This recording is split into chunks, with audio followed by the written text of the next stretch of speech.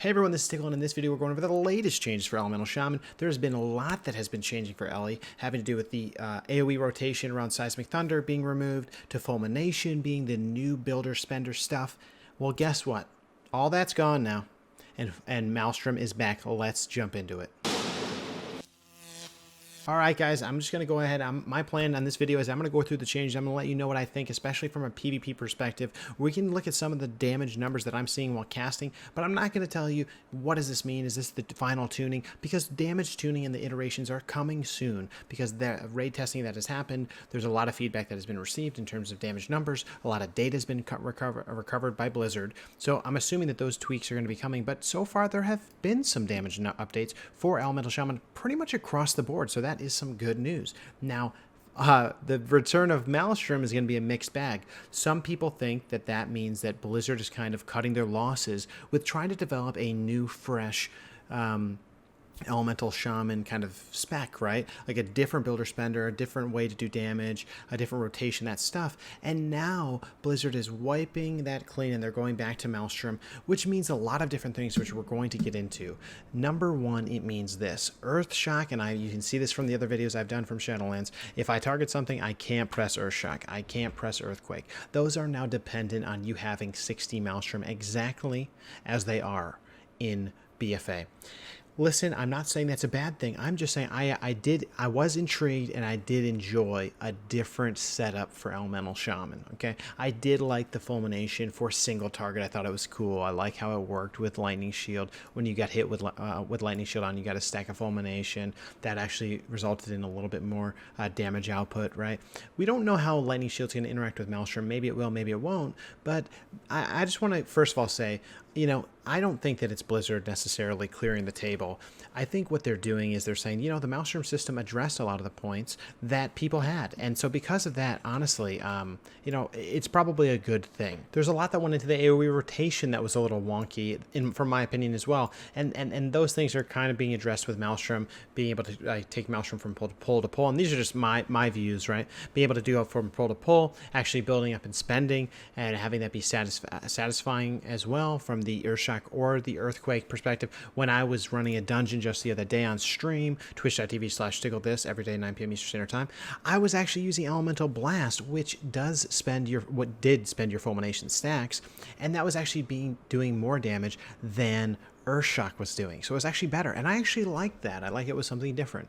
Now with this, I'm a little bit worried that we're going to go back to just the main way that we were doing damage in BFA, which maybe that's not bad. I just hope there's a little bit of a change up. Like, now that they've resolved this Maelstrom issue, I'm hoping that Maelstrom Fulmination issue, I'm hoping that they can look at the spec itself and fix some of the fundamental issues that I think and other people are saying are there. Now let's go through the changes really quick for Shaman, and then I'll talk a little bit more about some implications of those things. Number one, Earthshock, like I mentioned, now costs 60 Maelstrom. They also increased the spell damage scaling from 42 to 210. I was told by chat that this is the same percentage of spell power scaling that is in BFA. Check the math. Let me know down in the comments if this is not accurate. And of course, guys, always let me know if something I say is not right. I would love to get your inputs so we can get the best content out for all the Shaman boys.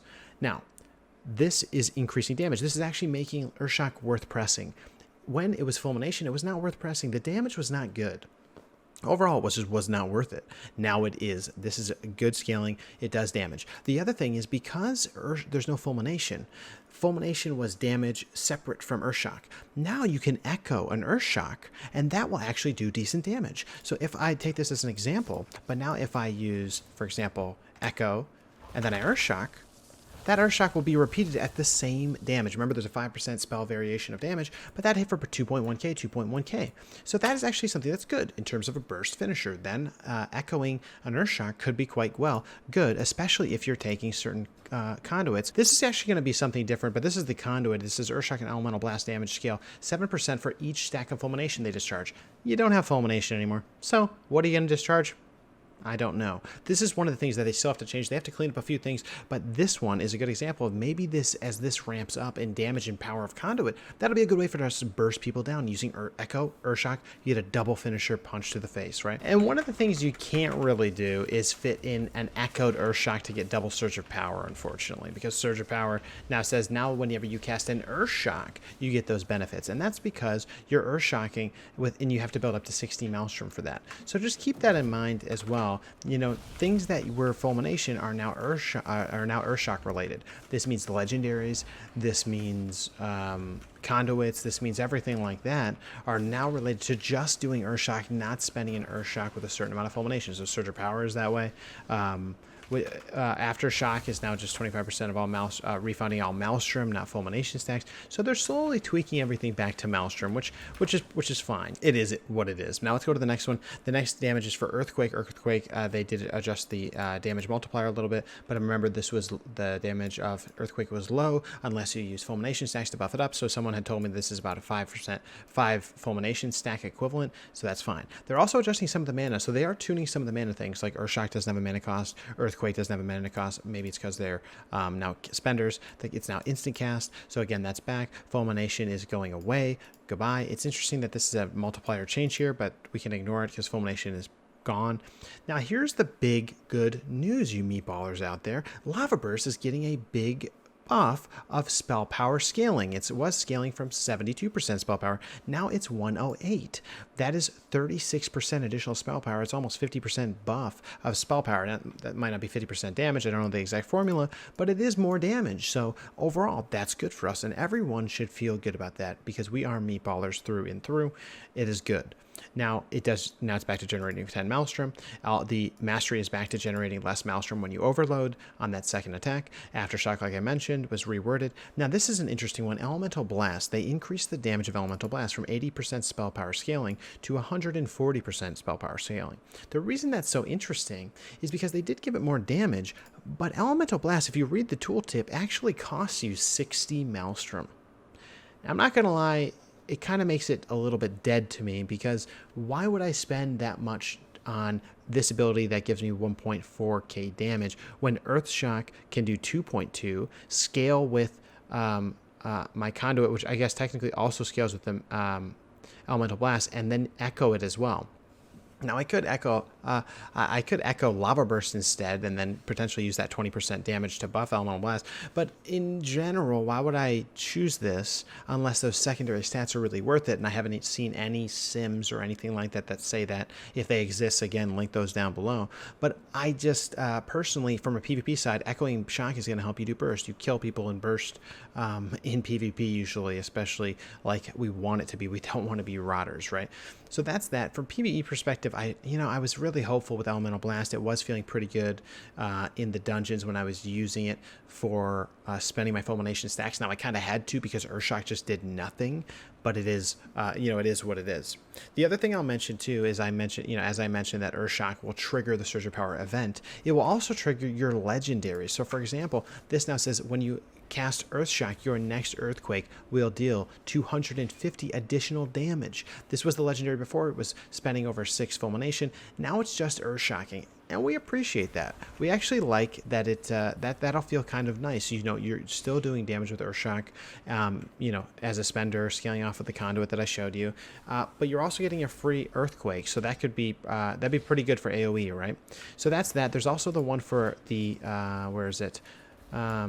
The one for Lava Burst. Lava Burst again. Now Earthshock. Now you get a Lava Surge, and you get the increased damage of Lava Burst by 30% on top of those buffs that we just saw to Lava Burst. So we like this quite a bit. So that is actually pretty nice. Not trying to overhype it, but that is Lava Burst damage being high usually makes people pretty satisfied. The only thing everyone's asking for, including me, is if we remove that Flame Shock cooldown. That'd be real cool. That would be real cool. We get so many more Lava Bursts, which would make use of this legendary even more, because that would help with Maelstrom generation as well. Because the problem that I'm seeing, and I'll jump kind of to that now, is that even though you're buffing this cast, you will have an issue if Earthshock is going to be a spender, if potentially Earthquake or Shock are spenders now. How do you generate Maelstrom? In PvP, if you're getting trained, if you're in a battleground, if you're in an arena, there's 2 melee on you, they're kicking all your casts, you don't have a passive generation method for Maelstrom, which is a little bit of a bummer, because back in BFA, and what it used to be in this particular slot was Totem Mastery. Totem Mastery used to increase your flame shock damage, which was big because that was a huge percentage of your damage in PvP specifically. And secondly, it used to give you a constant, it was like 1 Maelstrom a second, and you would always run that. Why? Because even if you get trained, even if you're healing, even if you're line of sighting in PvP, you're getting the Maelstrom value from those totems, which is a big deal when you're getting trained and you're trying to run for your life. You're still getting some generation to be able to get to that spender. Now, I'm a little concerned now because there seems to be nothing here that is going to be giving you that passive Maelstrom generation. Now, there are some additional buffs. Let's go ahead and jump into this. Chain Lightning is also getting buffed. It's going from 34% spell power scaling to 47%. So that is a buff to the damage. We like that. We like that. Again, it's generating Maelstrom. The other piece is this. Lightning Bolt is going from 70% spell power scaling to 95%. So this is overall, you might be saying to yourself, Tiqqle, it's looking pretty good. And actually I missed one because Ice Fury is getting buffed here too. Ice Fury is actually going from 55% to 82%, and then it's actually giving you 4 Frost Shocks, not doing 200% increased damage, but 300% increased damage. This is pretty nice. And if you actually want to go for Echoing and Ice Fury, it won't give you 8 stacks of Frost Shock, which I can show you how it works right now. If you echo into this, what you'll just see is a potential massive jump in your Maelstrom. I got a 50 with 1 cast. Only have 4 stacks of Ice Fury for those Frost Shocks, but it's pretty decent. And to be honest with you, this is going to be something you're going to probably be trying to go in PvP now. And usually you want to go for this Primal Elementalist to get 2 defensive cooldowns, and you probably will want to do that against certain comps that are going to stun you or rogue you, right? Go you, but Ice Fury is going to be a castable, a very strong castable ability. You're going to be able to do it on the run with your Spearwalker's Grace. You're going to be able to kind of get a lot of Maelstrom going, and so you'll be able to do that, and then potentially get back up to be able to echo Earthshock very quickly by using Ice Fury. So in PvP, this could be pretty useful, and I'm glad to see them buffing it. Now, I do wish that the damage of Ice Fury, the cast itself, is a little bit more. Going through that cast, obviously it's generating a lot of Maelstrom, but it still doesn't hit for that much. Obviously, damage numbers are going to be scaled over time, but Ice Fury hit for 900. Lava Burst hit for 3,000. It's a 3 times difference, right? But I'm not trying to poke at the numbers. I'm just saying I wanted to do a significant chunk. I want it to feel impactful in PvP. It makes a big difference. Now for PvE, high mobility seems like that could be pretty good, because they're giving it that's a pretty big buff, 100% more damage, and they're making it because we're Builder Spender. That's another way you can generate a lot of Maelstrom quickly, getting those Frost Shocks, being mobile. So that will help in PvP and hopefully PvE as well. Now it's a very single target method, but maybe even through Ice Fury and echoing Ice Furies or stuff like that, you could get up to using Earthquake quicker, right? Because the Chain Lightning method, right, is not quite always the fastest compared to echoing a Ice Fury. So because that's at minimum 50. But anyway, so those are the changes in terms of single target. So now you've buffed Lava Burst, you've buffed Lightning Bolt, you buffed Chain Lightning, you buffed Ice Fury, you buffed Elemental Blast. Okay, you have an issue maybe with generating Maelstrom in PvP, but maybe Ice Fury fits that little hole. So those are actually really good things. We like the fact that when we cast an ability, we're going to be able to do more damage. I did test this out on stream, and you'd still run into the common problems in PvP of I just get stunned by a rogue twice and killed, because there's a lot of damage scaling that isn't tuned down from probably being a little bit over the top. Or is over the top, like certain covenants, certain covenant abilities, that are very powerful. Like for example, here there's Abomination's Limb, which was a covenant ability for DK. He pops that. That was about 21% of his damage. So you look at that and you're like, dude, what? And you can see mine. Chain Harvest was not as high. A similar Ret Paladin, his was down at the 5% range. So if I look at some of these games, you're able to see what people are using to do damage. Here you see this is the third damage, which is this is actually a weapon enchant, but this is serrated bone spike. This damage does a lot. So there's a lot of things that need to be tuned down, and it's not even that's something important to call out, that there's damage tuning that needs to happen, especially in PvP, which will come later.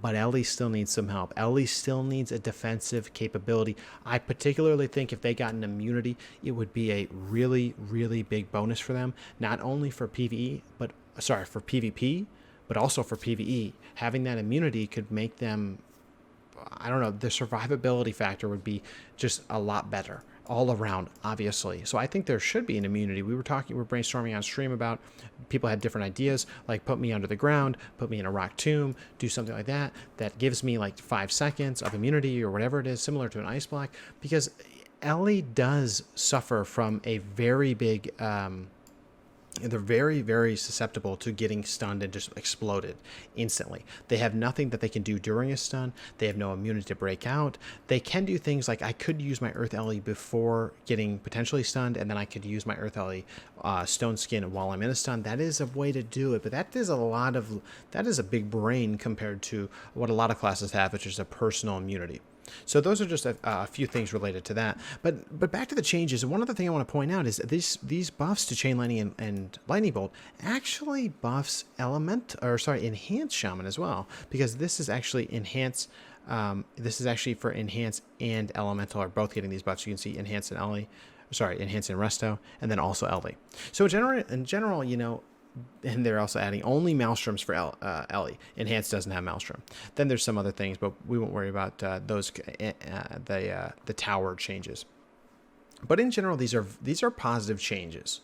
Overall, the Maelstrom being returned, I personally I like the freshness and the difference of having that fulmination, but I understand why they may be going back to what has been kind of working. The other few things that I personally do not like from a playstyle standpoint is this, like I mentioned, the Storm Ellie build. I think that is just, if that is the only AoE rotation that is really competitive, I personally don't feel like that is the most satisfying game style of AoE. I just don't think it is. The other piece is I think that Liquid Magma Totem would be a very useful way to get instant damage out right away. I don't think the damage is really there for it, but it is something that if I press it immediately, I start doing AoE damage. I still think Ellie has that AoE issue. I personally, I think that it's a very slow ramping process, and then now even, with Maelstrom, I still have to ramp it up, with Chain Lightnings. I do have Echo, which could help. I could Echo with Ice Fury, for example, right, and use a Chain Lightning, but that's a little excessive. But, building up to that point, it's just not that satisfying. That's something I do hope Blizzard does change. And that's in PvE for me personally. In PvP, again, I think that having the increased damage abilities is good. It's very, very positive. And I'm hoping that was because of the raid testing. In PvP itself, I do hope that we get a defensive capability in our PvP towns. We haven't seen these change at all. I do hope Elemental Attunement goes away, and I'll do a different video on this, but there's a lot of abilities here that aren't really usable, and we really need some help in certain areas having to do with survivability, not just self-healing. We have a lot of self-healing things. Self-healing. This could, self-healing. We need something that saves us from, a double rogue team about to pummel us right in the butt, So with that being said, guys, I just wanted to go over these changes, let you know that Maelstrom is back. A lot of my videos didn't. I mean, they were all about fulmination, so it is, it is what it is. But I want to thank you guys so much for tuning in. I wanted to review the changes. I'm not going to necessarily compare damage numbers. I will have a different video about that when I get some arena games going. But with that being said, I hope to see you guys on stream, twitch.tv/Tiqqle this every day, 9 p.m. Eastern Standard Time, except for Sundays. And I want to thank you guys for all the insane support. We submitted the Twitch partnership application. We hope that goes through. I don't know. It usually doesn't happen the first time, but I want to thank you guys for giving me that opportunity. And if 85% of you haven't yet, please throw that sub to the channel. We're trying to get up there before Shadowlands to try to keep putting out the best Shaman content we can. So thank you guys so much. We'll see you in the next one.